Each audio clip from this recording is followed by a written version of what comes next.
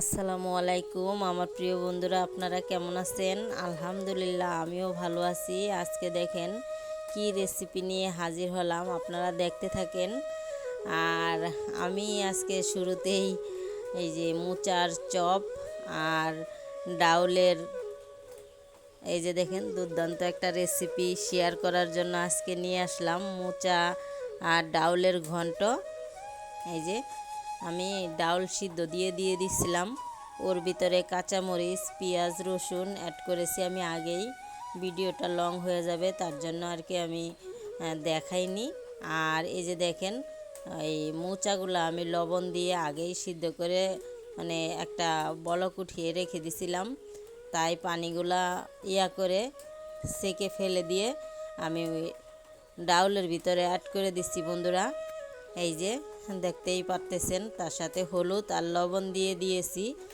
বেশি কোনো মশলা অ্যাড করব না, এতে মশলা যেটা করা হয় সেটারই এক স্বাদ, আর এভাবে হালকা মশলায় করারই আর একটা স্বাদ। তার জন্য আমি এভাবেই করব। আর মোচাটা আমি ঢেকে দিছিলাম, তার জন্য বন্ধুরা আমার কড়াইতে একটু পাশে পাশে লেগে গেছে। আর মোচা তেলে দেওয়ার জন্য আমি পেঁয়াজ রসুন আর সর্ষের তেল দিয়েছি, তার সাথে কয়টা কাঁচা মানে সাদা জিরা দিয়ে দিব।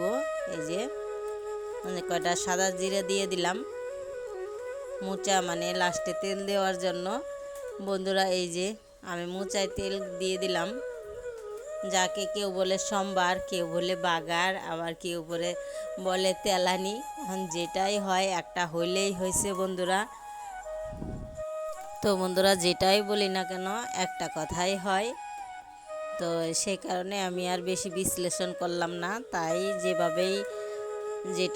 যেভাবেই শুদ্ধ বলে সেটাই করা হলো। আর এখানে আমি এই যে কলমি শাক কুচি কুচি করে কেটে নিয়েছি, এই যে সেগুলো আমি আর কি ভাজি করব। তার জন্য পেঁয়াজ রসুন আর কাঁচামরিচ সরিষার তেল আমি ভালো করে ভেজে নিয়েছি লাল লাল করে। তার ভিতরে আর কি আমি এই যে কলমি শাকগুলা দিয়ে দিলাম, সেই শাকগুলা ভাজি করব আজকে। দেখেন বন্ধুরা কলমি শাক ভাজি, এভাবে আপনারা অবশ্য বাসায় বানিয়ে খেতে পারেন। আর পরিমাণ মতন লবণ দিয়ে দিলাম বন্ধুরা। যে যেখান থেকে আমার এই ভিডিওটা দেখতেছেন সবাইকে জানাই আমার আন্তরিক শুভেচ্ছা ও ভালোবাসা। তো সবাই আমার পাশে থাকবেন, আমার ভিডিওগুলো দেখবেন, কমেন্ট করবেন, লাইক করবেন, শেয়ার করবেন, বেল বাটন বাজিয়ে রাখবেন। যদি আমার চ্যানেলটা একটুও দেখে ভালো লাগে বন্ধুরা, তাহলে অবশ্যই সাবস্ক্রাইব করে আমার পাশে থেকে যাবেন।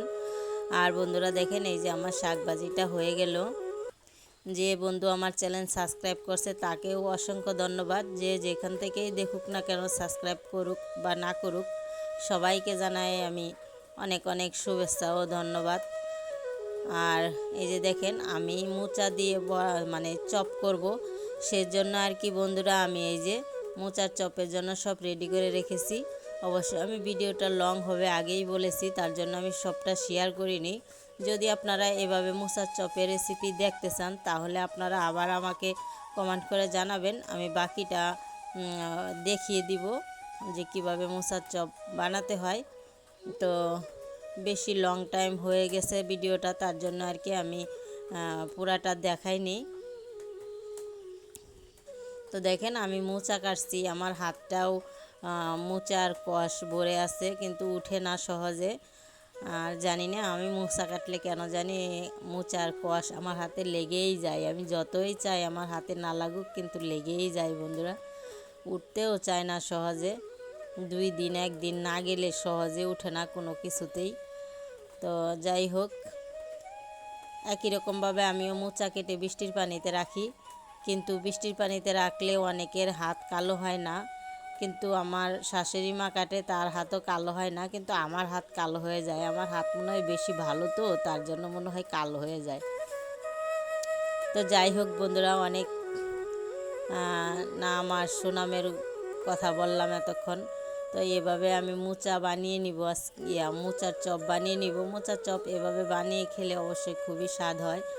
আর আমি মোচার চপের জন্য ওই যে মোচা সিদ্ধ করে রেখেছিলাম লবণ দিয়ে, সেইগুলাই আমি অ্যাড করেছি। তার সাথে চাউলের গুঁড়ি, তারপরে পেঁয়াজ বাটা, রসুন বাটা, আদা বাটা, জিরা, ধনিয়া সব কিছুর একটু একটু গুঁড়ো দিছি, একটু যেন মোচার কষটা না লাগে, তার জন্য মোচাটা সিদ্ধ করে নিয়েছিলাম আমি। আর মোচা ঘন্ট করতে হলে মোচাটা একটু ভাপ দিয়ে নিলেই কষ থাকে না, তার জন্য ভাপ দিয়ে নিতে হয় বন্ধুরা। আর এমনি ভাজি করলে তো আর ফেলতে হয় না, ওভাবে ভাজি করলেই হয়ে যায়। তো বন্ধুরা দেখেন, এই যে আমার মোচার চপ হয়ে গেল উল্টানো। এভাবে আমি একে একে সবগুলা মোচার চপ উল্টিয়ে দিব। দেশের বাহির থেকে যে বন্ধুরা আমার ভিডিওগুলো দেখতেছেন সবাইকে জানাই আমার আন্তরিক শুভেচ্ছা ও ভালোবাসা। আর বাংলাদেশের ভাই বোন সবাই তো আছেই, ছোট বড় সকলের প্রতি আমার ভালোবাসা রইল। আর বন্ধুরা, এই যে আমার ভিডিওটা পুরাটা আপনারা দেখেন না, তার জন্য আমার ওয়াচ টাইম হয় না। আর আপনারা যদি আমার পুরাটা ভিডিও দেখেন তাহলে কিন্তু আমার ওয়াচ টাইম হয়, কিন্তু আপনারা আমার ভিডিওটা আমাকে আপন বলে মনে নিতেই পারেন না আপনারা, তার জন্য আর কি পুরাটা ভিডিও দেখেন না। এই যে দেখেন, আমি মাটির হাঁড়িতে মানে মাটির পাতিল যে আপনাদেরকে দেখিয়েছিলাম, সেটাই আজকে আমি এই যে ভাত রান্না করে নিয়ে আসছি। আর আগেও আমি মাটির পাতিলেই আমরা ভাত খেতাম, কিন্তু মাটির পাতিল ওটা আরও যেগুলো ছিল সেগুলো একটু বড় সাইজের, তার জন্য আর কি রান্না করা মানে হয় না। এজন্য আপনাদের ভাই আবার নতুন করে ছোট পাতিল আনছে দুটো, সেই দুটো তো আপনাদেরকে দেখাইছি কিভাবে নতুন পাতিল আনলে ব্যবহার করা হয়, সেটাও দেখাইছি আপনাদেরকে। আশা করি আপনারা দেখছেন। তো দেখেন, আমার মেয়ে আর মেয়ের আব্বু ওরা খেতে বসে গেছে মোচার ঘন্ট, মোচার চপ আর কলমি শাক ভাজি আর মাটির পাতিলের ভাত। আমরা গ্রাম বাড়ির মানুষ বন্ধুরা, তো এভাবেই আমরা খেয়ে থাকি সব সময়। আর আমাদের ফ্যামিলিতে বরাবরই আপনাদের ভাই মাটির হাঁড়ি পাতিল বা মাটির পাতিল এসবের খাবার ওনার কাছে খুবই পছন্দ। আর উনি এটাই খুব পছন্দ করে যে মাটির পাতিলের ভাত তরকারি খেলে নাকি গ্যাস্ট্রিক হয় না। তো এই জন্যে আর কি আমাদের বেশিরভাগ এটা আগে থেকেই চলে। হয়তো বলবেন যে নতুন করে দেখাচ্ছি, না বন্ধুরা। তো যে যেখান থেকে আমার ভিডিও দেখতেছেন সবাইকে আমার দাওয়াত রইল, আসেন। এই যে দেখেন, আমরা গরিবের পরিবার, মাটির হাঁড়ি পাতিলের পরিবার, আসেন সবাই একসাথে দুটো খাই। আর সবাই সুস্থ থাকবেন, ভালো থাকবেন, সবার জন্য আমার শুভকামনা রইল। আর কথার মধ্যে যদি কোনো ভুল হয় ক্ষমার দৃষ্টিতে দেখবেন, নিজেদের মানুষ মনে করে, ফ্যামিলির পরিবারের একজন মনে করে সব ক্ষমার দৃষ্টিতে দেখবেন। দেখেন, আমার মেয়ে ভাত খেতে বসে কি দুষ্ট করে, মানে ও একটু দুষ্টামি করে বেশিরভাগ। ওর আব্বু দেখেন তা ওকে থামিয়ে রাখতে পারতেছে না, তারপরে ওই যে আবার একটু ওই দেখেন আবার বসছে। এই যে আপনাদের ভাই মোচার ঘন্ট নিচ্ছে। এভাবে মোচা দিয়ে ডাল দিয়ে ঘন্ট রান্না করলে সেই ভালো হয় খেতে। আপনারাও একদিন ট্রাই করে এভাবে দেখবেন মোচার চপ আর এই যে ঘন্ট, এরকম শাকভাজি গ্রামের পদ্ধতিতে আপনারাও একবার খেয়ে দেখবেন যে গ্রামের খাবারের কতটা আনন্দ লাগে। তো বন্ধুরা, অনেক কথা বললাম, সবাই ভালো থাকবেন, সুস্থ থাকবেন, শুভকামনা রইল।